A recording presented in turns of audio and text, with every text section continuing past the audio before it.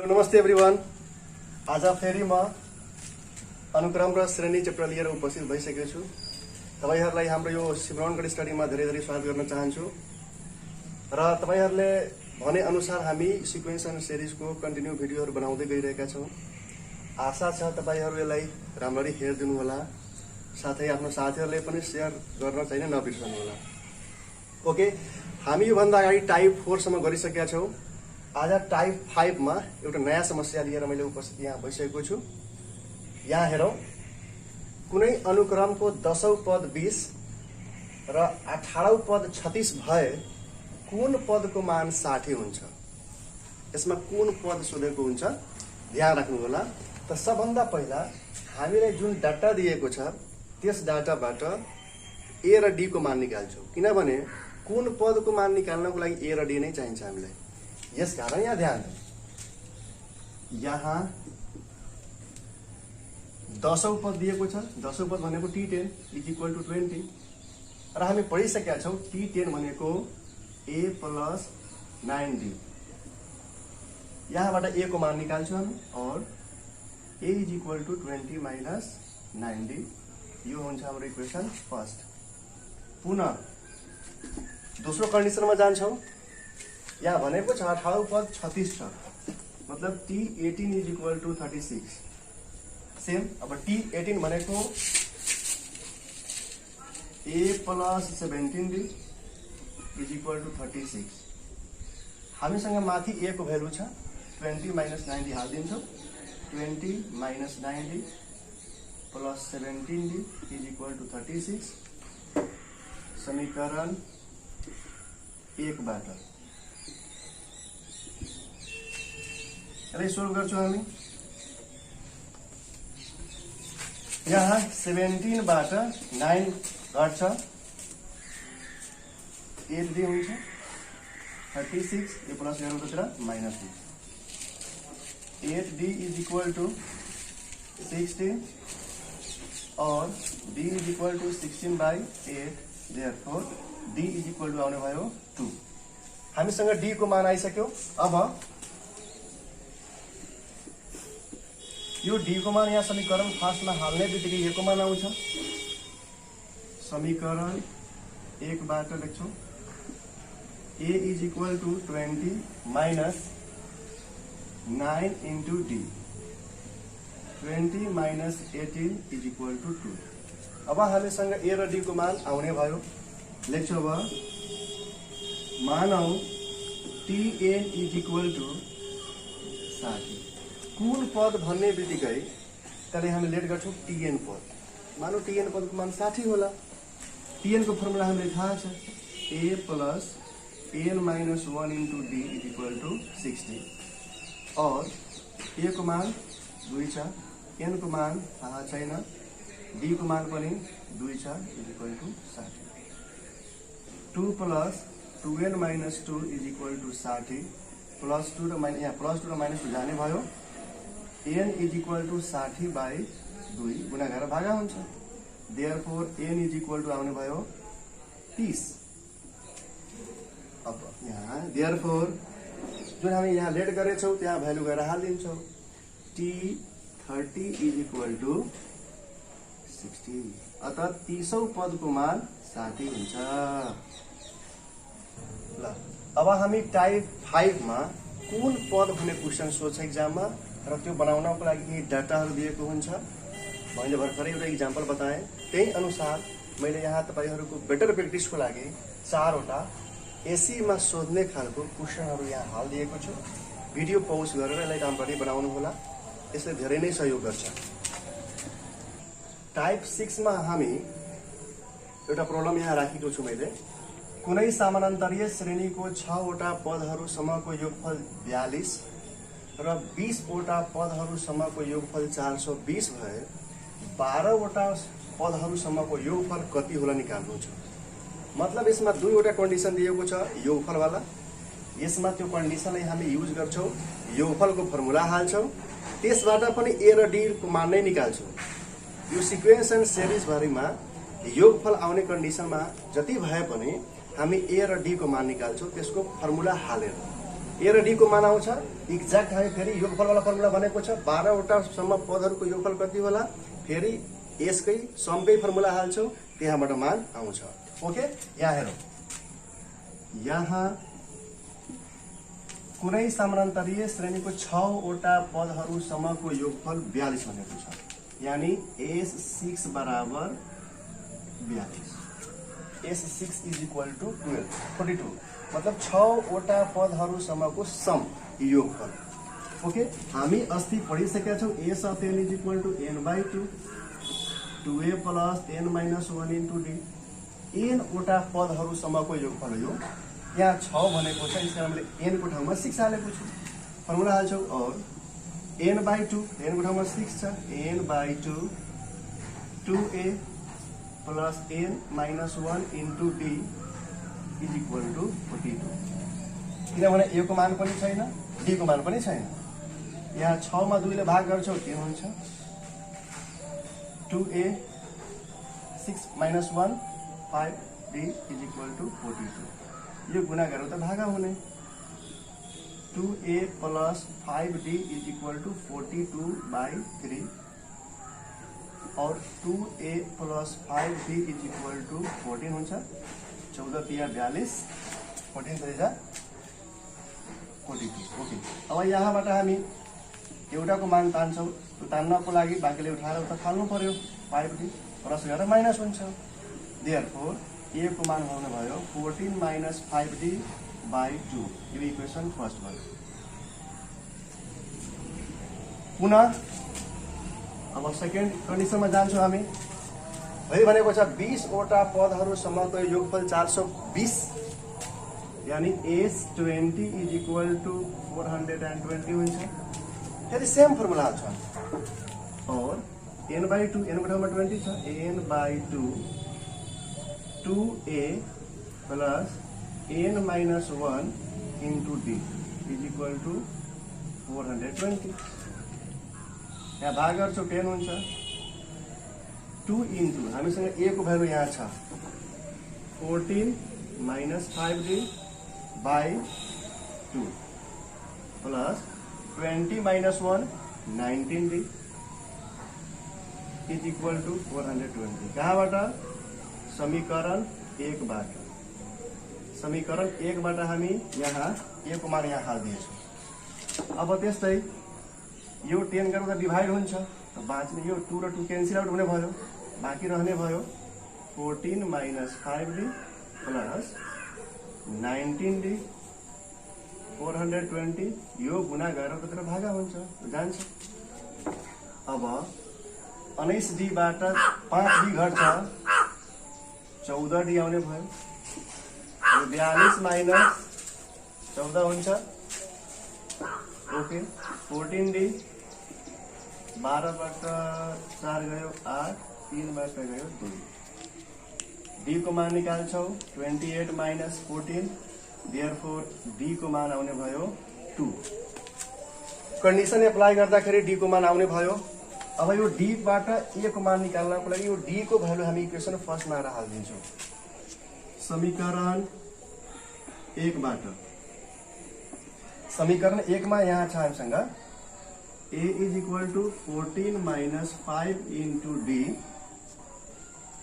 By 2, 14 minus 10/2, 14 बाट 10 जान्छ 4, 4 मा 2 ले डिभाइड गर्दाखेरि आउँछ भ्यालु 2। मैले भर्खरै भने यहाँ a को पनि मान आयो, d को मान पनि आयो। अब कन्डिसनमा भनेको छ 12 वटासम्म पदहरूको योगफल S12 is equal two what, हामीले सूत्रबाट S12 इज इक्वल टू, अथवा actually Sn is equal to n/2 2a plus n minus 1 into d, और S n को ठाउँमा कति भनेको छ त 12, 12/2, 2 इन्टु a को ठाउँमा पनि 2 छ, 12 माइनस 1 इन्टु d को ठाउँमा पनि कति छ 2 छ, 6 हुन्छ, 2 2 जा 4, 12 माइनस 1 11 इन्टु 2, 6 इन्टु 4 प्लस 22 यो हुन्छ 26 गुणा गर्दाखेरि 8 6 जा 48 6 2 जा 12 प्लस 4 60 यस कारण यस 12 वटा सम पदको योगफल 168 हुन्छ। अब हामी टाइप 6 अन्तर्गत दुईटा योगफल दिएको हुन्छ र तेस्रोमा पनि योगफल नै सोधेको हुन्छ। यससँग सम्बन्धित मैले भर्खर एउटा इक्जाम्पल बताएँ र त्यही इक्जाम्पलसँग सम्बन्धित मैले यहाँ एसीमा आउने खालको 4वटा हिसाबहरू राखिरहेको छु। तपाईहरु यसलाई बनाउनु होला, प्र्याक्टिस गर्नु होला, किनभने यस्ता हिसाबहरू इक्जाममा धेरै नै सोधिरहेको छ। यसपछि हामी अर्कोमा जान्छौँ। टाइप 7 अन्तर्गत हामी एउटा कन्सेप्ट नयाँ कन्सेप्ट पढ्न गइरहेका छौँ। कुनै अंकगणितीय श्रेणीको 6 वटा पदहरूको योगफल 42 र 7 वटा पदहरूको योगफल 56 भए 7औं पदको मान कति होला। यहाँ योगफलको कुरा गरेको छ र यहाँ पदको मान सोधेको छ। ध्यान दिनुपर्ने कुरा के छ, यसमा क्रमिक रूपमा योगफल दिएको हुन्छ 8औं 9औं 10औं 11औं 20औं 21औं। त्यो कन्डिसन बुझ्नको लागि म एउटा सर्ट कन्सेप्ट बताउन चाहन्छु। जस्तैमा हामीसँग एउटा यो श्रेणी छ 2 प्लस 4 प्लस 6 प्लस 8 डट। यसमा हामी 2 वटा पदहरूसम्मको योगफल निकाल्न चाह्यौं भने यहाँदेखि 2 प्लस 4 कति हुन्छ 6 हुन्छ। 3 वटा पदहरूसम्मको योगफल निकाल्यौं भनेको S3 हो। 2 प्लस 4 प्लस 6 2 प्लस 4 6 6 6 12। कन्सेप्ट के हुन्छ एउटा फर्मुला Tn को फर्मुला हुन्छ Sn माइनस Sn माइनस 1। यो फर्मुला हुन्छ। जस्तैमा मलाई तेस्रो पद निकाल्नु छ भने S3 माइनस 3 माइनस 1 कति हुन्छ यहाँ 2 3 बाट यहाँ 2 घट्छ। त्यसैमा यहाँ n छ भने n भन्दा 1 कम आएको छ। यहाँ 3 छ 3 भन्दा 1 कम के हुन्छ 2 हुन्छ। S3 को मान कति छ हामीसँग यहाँ 12। S2 को मान कति छ 6। तेस्रो पद हामीसँग के आउने भयो 6। यसकारण कुनै पद निकाल्नु छ त्यो पद भनेको जस्तै मलाई T5 निकाल्नु छ त S5 माइनस S4 निकाल्नु पर्छ। S5 माइनस S4 यो भन्दा कम हुन्छ। यही कन्सेप्ट लगाएर हामी यो हिसाब बनाउन गइरहेका छौं। यो टाइप 7 मा हेरौं हामी यही कन्सेप्ट लगाएर यसलाई बनाउँछौं। जस्तैमा यहाँ यो अंकगणितीय श्रेणीको 6 वटा पदहरूको योगफल दिएको छ भन्नाले S6 = 42 र 7 वटा पदहरूसम्मको योगफल दिएको छ 56 भन्ने सूत्रबाट 7औं पद T7 = 8 सोधेको छ। यसकारण सूत्रबाट Tn को फर्मुला हुन्छ Sn माइनस Sn माइनस 1। यस्तो छ भने हामीसँग T7 छ n को ठाउँमा n को ठाउँमा 7 हुन्छ। यहाँ 7 बाट 1 गयो 6 हुन्छ। S7 को भ्यालु कति छ 56। S6 को मान कति छ हामीसँग 42 आउने भयो 14। हामी टाइप 7 मा एउटा नयाँ कन्सेप्ट मैले यहाँ भर्खरै इक्जाम्पल दिएर बताएँ। त्यहीसँग सम्बन्धित मैले 4 वटा एकदम राम्रो हिसाबहरू राखिदिएको छु। यो नयाँ कन्सेप्टमा डिपेन्डेन्ट भएको कारणले गर्दा एकचोटि यसलाई राम्ररी बनाउनु होला, इक्जाममा धेरै नै काम लाग्छ। टाइप 8 मा पनि एउटा नयाँ कन्सेप्ट आएको छ। जस्तैमा हामीलाई प्रब्लममा भनिएको हुन्छ कुनै पनि समान्तरीय श्रेणीको 3 वटा पदहरूसम्मको योगफल 3 वटा पदहरू भन्छ भने त्यो कन्डिसनमा हिसाबलाई सिम्प्लिफाई गर्नको लागि हामी एउटा कन्सेप्ट युज गर्छौं। जस्तैमा कुनै अरिथमेटिक सिरिजको क्रमशः 3 वटा पदहरू भन्यो भने पहिलो पद a माइनस d मान्छौं, दोस्रो a, तेस्रो a प्लस d। यो मानेर बनाउँदा हिसाब बनाउन एकदम साह्रै नै सजिलो हुन्छ र हिसाब पनि कम समयमा बन्छ। यसलाई कन्सेप्टलाई ध्यान राख्नु पर्यो। ल अब हामी यो कन्सेप्टलाई युज गरेर यस्तो टाइपको हिसाब बनाउँछौं। हेरौं, यहाँ भनेको छ कुनै अर्थमेटिक सिरिजको 3 वटा पदहरूको योगफल 12 र पहिलो र तेस्रो पदको गुणनफल पनि 12 छ। यहाँ 3 वटा पदहरूको गुणनफल पनि सोध्न सक्छ, तर कन्डिसन फरक फरक हुन सक्छ। यो कन्डिसन हामी मानेर बनाउँछौं। यहाँ लेख्छौं S3 3 वटा पदहरूसम्मको योगफल दिएको छ 12 र पहिलो र तेस्रो पदको गुणनफल 12 दिएको छ। त पहिलो पद T1 होला वा A होला, तेस्रो पद T3 होला, यसको गुणनफल पनि दिएको छ 12। यो हामीले दिएको छ। अब 3 वटा पदहरू निकाल्नको लागि मैले भर्खरै भने अनुसार यो मान्नु पर्छ। मानौ ती पदहरू A minus D, A plus D हुन्। दुईटा शर्त दिएको छ। त प्रथम शर्तबाट लेख्छौं 3 वटा पदहरूको योगफल भनेको छ यहाँ 12, S3 इज इक्वल टू 12 भनेको छ। त 3 वटा पदलाई हामी यहाँबाट जोड्छौं। A minus D, A plus D is equal to 12। Minus D र प्लस D जाने भयो। A plus A 3A is equal to 12 और A is equal to 12/3। Therefore A को मान आउने भयो 4।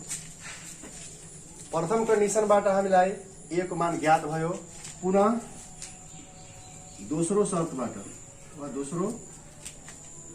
दोस्रो केसबाट दोस्रो शर्तबाट